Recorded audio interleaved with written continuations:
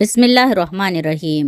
అస్సలాముఅలైకుం వరహమతుల్లాహి వబర్కాతుహు. Friends, అల్హమ్దులిల్లా, Zilhijja మాసం వచ్చేసింది. జిల్హిజ్జా మాసం యొక్క ముఖ్యమైన విశిష్టతలు ఏంటో ఈరోజు మనం తెలుసుకుందాం. ఇస్లామిక్ క్యాలెండర్ ప్రకారం జిల్హిజ్జా 12వది, అత్యంత పవిత్రమైన చివరి నెల. ఈ మాసానికి ఇస్లాంలో ప్రత్యేకమైన ప్రాముఖ్యత ఉంది. జిల్హిజ్జా యొక్క ముఖ్యమైన విశిష్టతలు ఏంటో ఇప్పుడు మనం చూద్దాం. మొదటిది హజ్ యాత్ర. ఇస్లాం యొక్క 5 మూల స్తంభాలలో ఒకటైన హజ్ తీర్థయాత్ర ఈ నెలలోనే జరుగుతుంది. ప్రపంచం నలుమూలల నుండి ముస్లింలు మక్కా చేరుకొని ఈ పవిత్ర ఆరాధనను పూర్తి చేస్తారు. ఇక ఈ నెల మొదటి 10 రోజుల ఘనత. జిల్హిజ్జా మొదటి 10 రోజులు అత్యంత పుణ్యప్రదమైనవిగా పరిగణించబడతాయి. ఈ రోజుల్లో చేసే దాన ధర్మాలు, ప్రార్థనలు అల్లాకు ఎంతో ప్రీతికరమైనవి. అరఫా దినం. జిల్హిజ్జా 9వ రోజును అరఫా అంటారు. ఈ రోజు ఉపవాసం ఉండటం వల్ల మునుపటి రాబోయే సంవత్సరాల పాపాలు తొలగిపోతాయని నమ్ముతారు. హజ్ యాత్రికులు అరఫా మైదానంలో ప్రార్థనలు చేయటం వారి హజ్ యాత్రలోని ప్రధాన ఘట్టం. ఇక బక్రీద్ పండగ. ఈదుల్ అదా. జిల్హిజ్జా 10వ తేదీన ముస్లింలు అత్యంత వైభవంగా ఈదుల్ అదా అంటే బక్రీద్ పండుగ జరుపుకుంటారు. ప్రవక్త ఇబ్రాహీం అలైహిస్సలాం త్యాగాన్ని స్మరిస్తూ ఈ రోజున ముస్లింలు ఖుర్బానీ ఇస్తారు. ఇక తష్రీక్ దినాలు. జిల్హిజ్జా యొక్క 11, 12, 13 రోజులను అయ్యామ్ అత్ తష్రీక్ అంటారు. ఈ రోజుల్లో ప్రతి ఫర్జ్ నమాజ్ తర్వాత అల్లాహ్ను స్మరించటం అంటే తక్బీరాత్ చేయటం ప్రత్యేక ఆచారం. తక్బీరాత్ ఇప్పుడు మనం చదువుదాం. అల్లాహు అక్బర్, అల్లాహు అక్బర్, అల్లాహు అక్బర్, లా ఇలాహ ఇల్లల్లాహ్, వల్లాహు అక్బర్, అల్లాహు అక్బర్, వలిల్లాహిల్ హమ్ద్. ఈ మాసంలో భక్తి శ్రద్ధలతో అల్లాహ్ను ఆరాధించటం, హజ్ చేయటం మరియు ఖుర్బానీ ఇవ్వడం ద్వారా ముస్లింలు దైవ సామీప్యాన్ని పొందుతారు. జిల్హిజ్జా యొక్క మొదటి 10 రోజుల ఘనతలలో మరికొన్ని వాటిని ఇప్పుడు మనం చూద్దాం. మొదటిది, అల్లాహ్ సూర ఫజ్ర్లో దీని ప్రమాణం చేశాడు. జిల్హిజ్జా యొక్క మొదటి 10 రోజుల సాక్షిగా అని అల్లాహ్తాలా ప్రమాణం చేశాడు. ఈ దశ యొక్క మరొక ఘనత ఏమిటంటే ఈ దశలోనే అల్లాహ్ ఇస్లాం ధర్మాన్ని పరిపూర్ణం గావించాడు. అంటే ఈ దశలోనే అల్లాహ్తాలా ఇస్లాం ధర్మం పరిపూర్ణం అయ్యింది అన్న ఖురాను వాక్యాన్ని అవతరింపజేశాడు.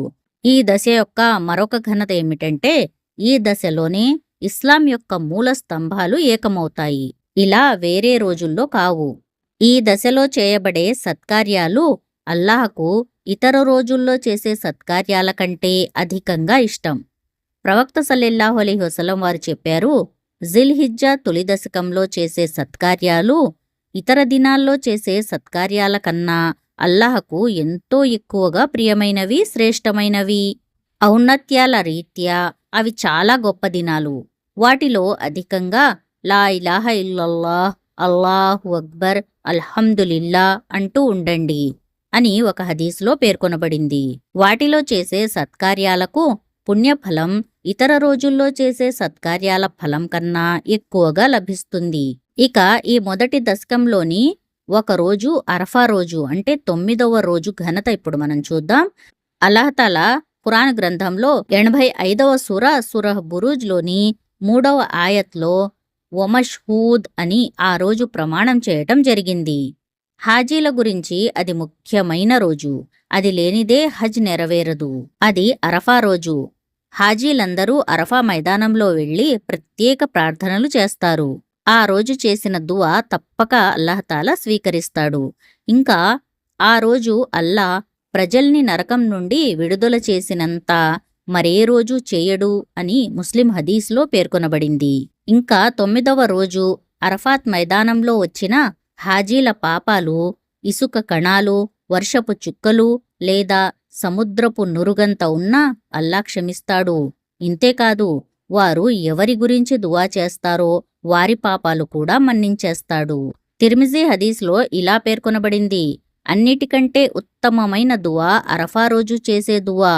హజ్ చేయని వారు అరఫా రోజు అంటే 9వ రోజు ఉపవాసం ఉండాలి. అందుకు వారి గత 2 సంవత్సరాల పాపాలు మన్నించబడతాయి. ఇది ముస్లిం హదీస్. ఈ తొలి దశకంలోని చివరి రోజును 10వ రోజును యౌమున్ నహర్ అంటారు. అంటే కుర్బానీ దినం అని అర్థం.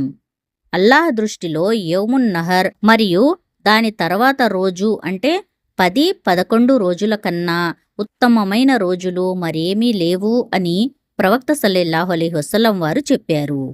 అందుకే ఈ దశను మనకు దొరికిన అదృష్టంగా భావించి పుణ్యాల్ని సమకూర్చుకునే ప్రయత్నం చేయాలి. ప్రత్యేకంగా ఈ సత్కార్యాలు: విశ్వాస పునరుద్ధరణ, నమాజుల స్థాపితం, దానధర్మాలు, నఫిల్ మరియు అరఫా ఉపవాసాలు, హజ్, ఉమ్రాలు, కుర్బానీ చేయటం, వీలైతే స్త్రీలు మరియు పురుషులందరూ ఈద్గాహకు వెళ్ళటం, అధికంగా జిక్ర్ అంటే అల్లాహ్ స్మరణ చేయటం, చెడుకు దూరంగా ఉండటం, ప్రత్యేకంగా షిర్క్ మరియు బిద్దత్లకు దూరంగా ఉండటం, బంధుమిత్ర సంబంధాలను తెంచడం లాంటి నుండి దూరంగా ఉండాలి. ఎక్కువగా తౌబా, ఇస్తగ్ఫార్ మరియు ఖురాన్ పారాయణం చేస్తూ ఉండాలి. అల్లాహతాలా మనందరికీ జిల్హిజ్జా యొక్క మొదటి దశలో ఎక్కువగా ఆరాధనలు చేసే భాగ్యాన్ని కలిగించాలి. అందర్నీ మన్నించి స్వర్గంలో ప్రవేశించే భాగ్యాన్ని కలిగించాలి. ఆమీన్ యా రబ్బుల్ ఆలమీన్. ఫ్రెండ్స్, మీకు మా ఈ వీడియో నచ్చినట్లయితే లైక్ చేయండి మరియు షేర్ చేయండి. మరిన్ని ఇలాంటి వీడియోస్ కొరకు ఖురాన్ వెలుగు ఛానల్ని సబ్స్క్రైబ్ చేయండి. మా ఛానల్లో ఖురాన్ యొక్క పూర్తి తెలుగు అనువాదం, దువాలు, సూరాలు, తెలుగు హదీసులు మీకు లభిస్తాయి. మరియు అరబ్బీ, ఉర్దూ నేర్చుకునే వీడియోస్ కూడా ఈ ఛానల్లో అందుబాటులో ఉన్నాయి. జజాకుముల్లాహు ఖైరన్ కసీరా. అస్సలాము అలైకుం వరహమతుల్లాహి వబరకాతుహు.